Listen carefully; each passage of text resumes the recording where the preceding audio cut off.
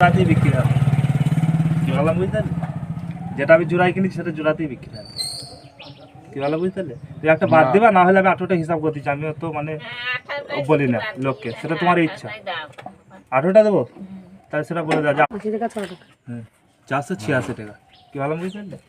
বাস হয়ে গেল কি? সে 80 টাকা 6 তোমার ব্যক্তিগত টাকা ব্যাপার। পুরো কত?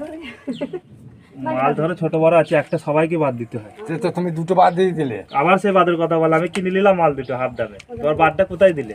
তুই ভালো করে বোঝো। 25 টাকা দিয়ে দাও। আর মাল তো 20টা, মাল তো 20টা হ্যাঁ টোটালে। হ্যাঁ, এবার দু জোড়া ক্যাট ধরো দিই, কত দাঁড়াইছে? 18টা। দু জোড়া বলতে তাহলে তো ও বুঝবে না। চারটে মাল মাল তো আর দু জোড়া। চারটে মাল দুটো হবে, ওই চারটে মাল দুটো হবে। হ্যাঁ, তাহলে- সেইটা বলো। হ্যাঁ, তাহলে কটা দাঁড়াইলে? 18টা।